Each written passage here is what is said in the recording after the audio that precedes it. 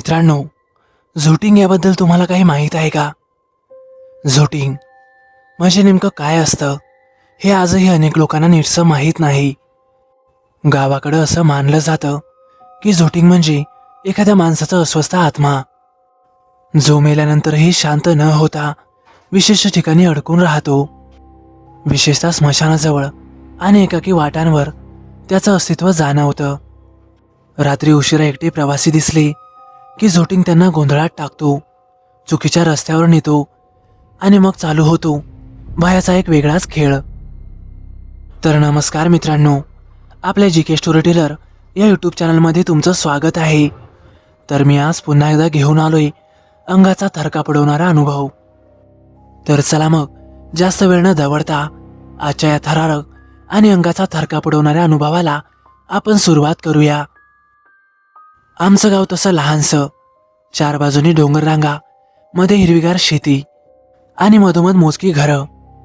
सकाळ झाली की कोंबड्यांचा आरव, बैलांच्या घंटा आणि विहिरीवर पाणी भरायला आलेल्या बायकांचा गोंगाट हेच आमचं रोजचं जग होतं.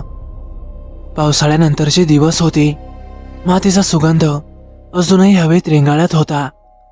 शेतात हिरवळ पसरलेली आणि त्यावर्षी आमच्या शेतात हळद लावलेली होती. लांब सडक पानं, ओलसर माती आणि अधूनमधून वर येणारी पिवळसर काडी. हळदीचं पीक बघताना मनाला वेगळीच शांतता मिळायची. गावात लाईटचा मात्र प्रचंड प्रश्न होता.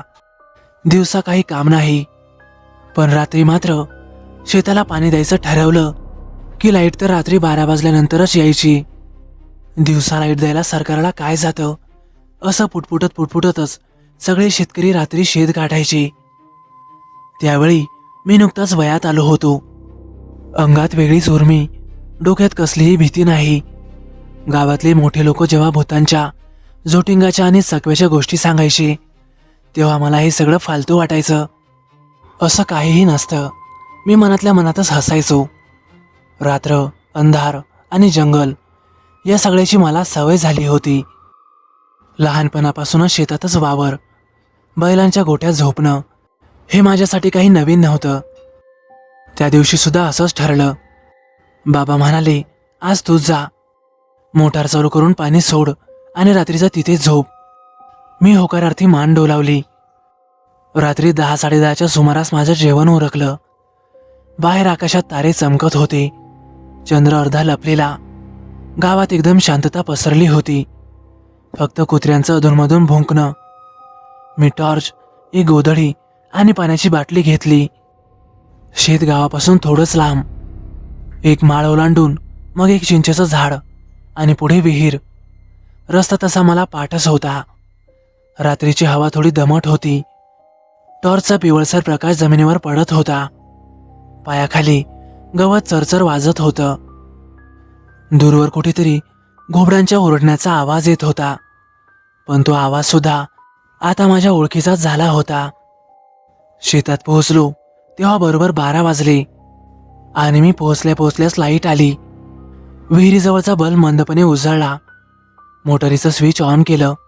मोटार घरघर करत सुरू झाली आणि पाण्याचा आवाज माझ्या कानावर येऊ लागला. आता जवळपास 2 वाजेपर्यंत पाणी देऊन होईल.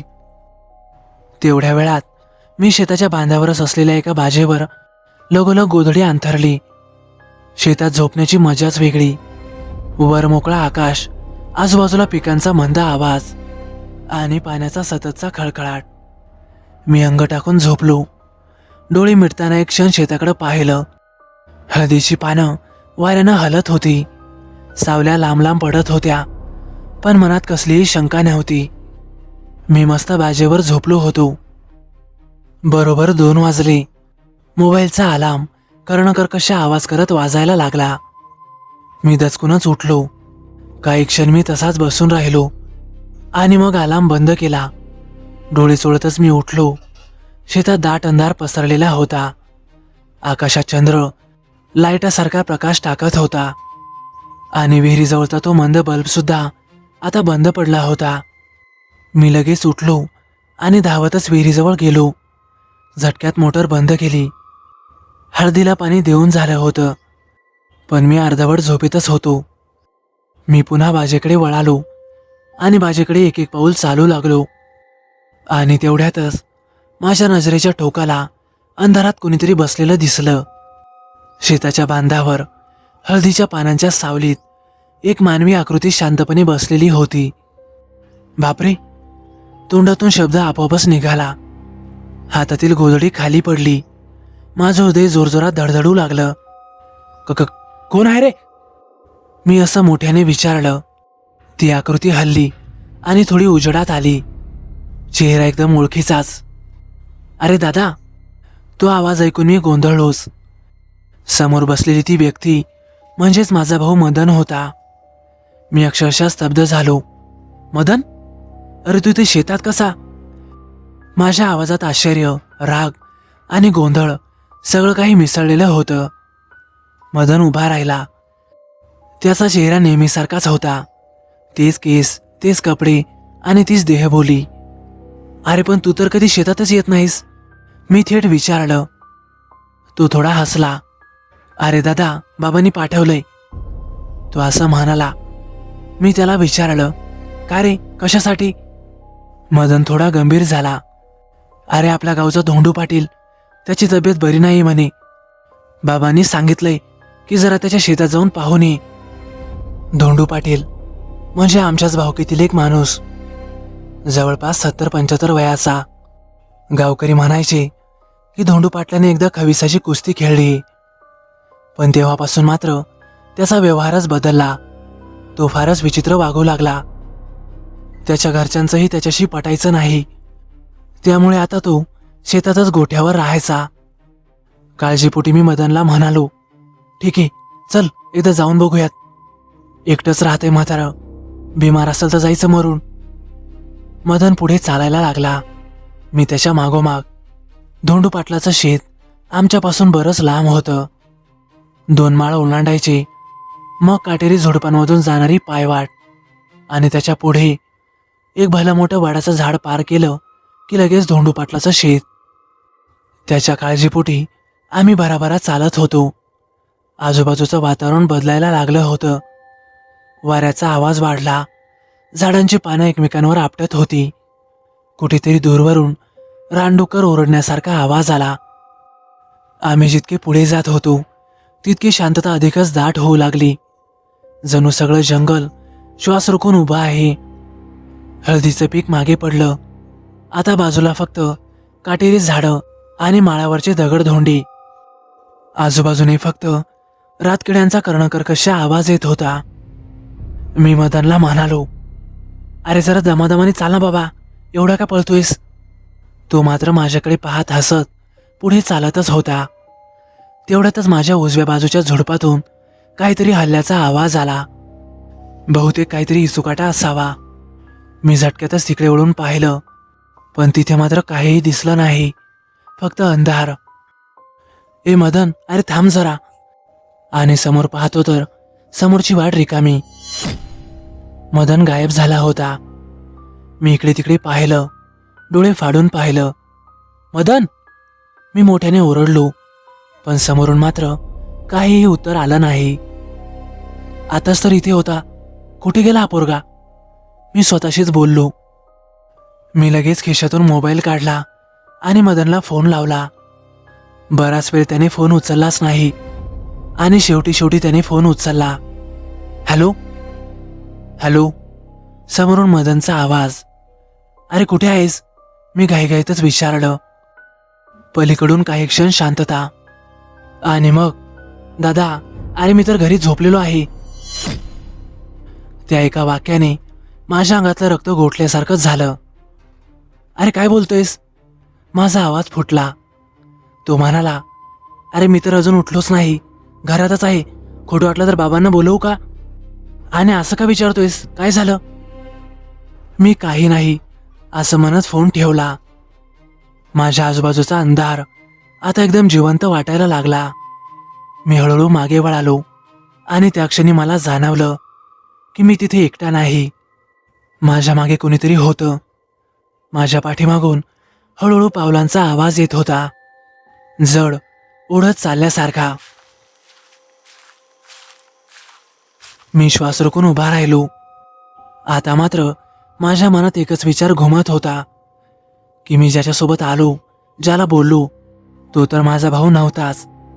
मग तो नक्की कोण असेल? एखादा चकवा की झोटिंग? तेवढ्यातच माझ्या मागून येणारा तो मंद पावलांचा आवाज आता एकदम स्पष्टपणे ऐकू येत होता. पण मी मात्र मागे वळालो नाही, कारण आजोबांचं वाक्य माझ्या मेंदूत घुमलं की जर काही विचित्र घडायला लागलं तर अजिबात मागे वळून पाहायचं नाही. माझा श्वास वेगाने चालू होता आणि तेवढ्यातच दादा, तोच आवाज, हळू आणि ओळखीचा. तो आवाज होता माझ्या भावासारखा, पण आता तो आवाज मात्र माझ्या अगदी जवळजवळ, जणू काय माझ्या कानाशीच येत होता. मी थरथरतच बोललो, कोण आहेस तू? पण तिकडून मात्र काहीही उत्तर आलं नाही.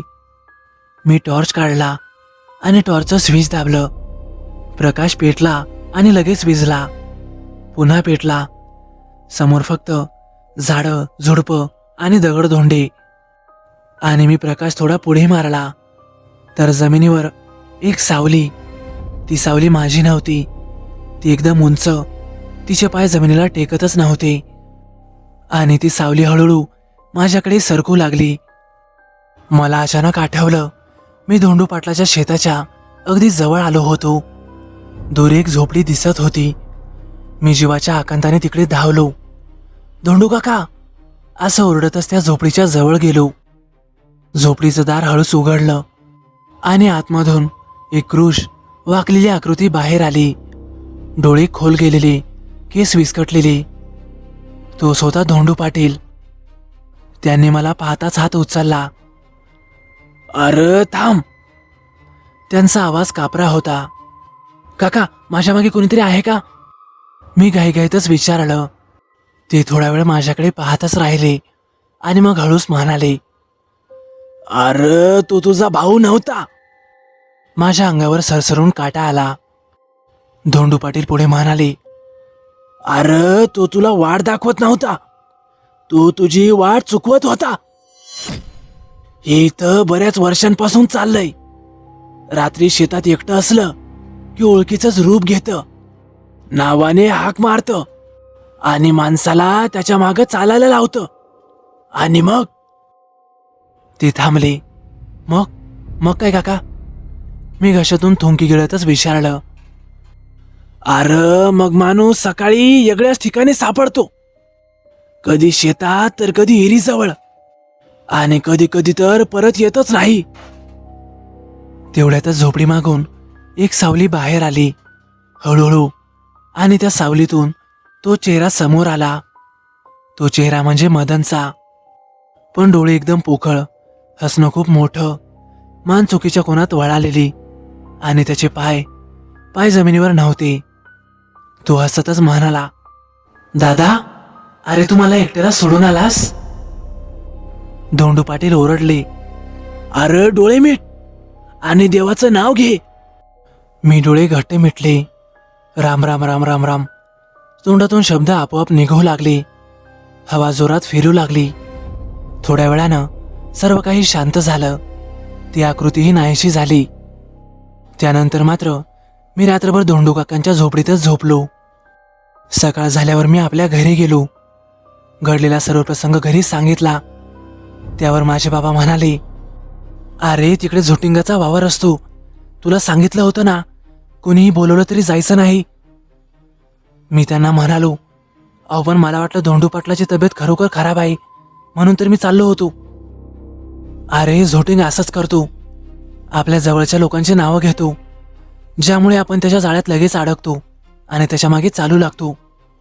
काही ना तर तो सोडून देतो, पण काही ना तर कायमचं घेऊन जातो. तुझं नशीब बलवत्तर, म्हणून तू वाचलास. यापुढं कधी असं जाऊ नकोस. आणि मी तर म्हणतो, आजपासून पाणी द्यायला मी मीच जातो, तू अजिबात जाऊ नकोस. तो प्रसंग तिथेच मिटला. पण त्यानंतर मात्र मी कधीही एकटा शेतात रात्रीचा गेलो नाही. आमच्या गावात अनेक लोकांना झोटिंगाचे अनुभव आलेले आहेत. तो आपल्या जवळच्या माणसाचं रूप घेतो आणि आपल्याला रस्ता चुकवतो, किंवा मग त्याच्यासोबत आपल्याला घेऊन जातो. काही काही जण त्याच्या जाळ्यातून सुटतात आणि काही काही जण कायमचे त्याच्या जाळ्यात अडकून बसतात. तर मित्रांनो, कसा वाटला तुम्हाला अनुभव? आवडल्यास नक्की लाईक करा, कमेंट करायला विसरू नका. आणि हो, आपल्या चॅनलला आतापर्यंत सबस्क्राईब केलं नसेल तर नक्कीच सबस्क्राईब करा आणि बाजूला येणाऱ्या बेल आयकॉनलाही नक्की दाबा. तर चला मग भेटूया उद्या एका नवीन अनुभवासह. धन्यवाद.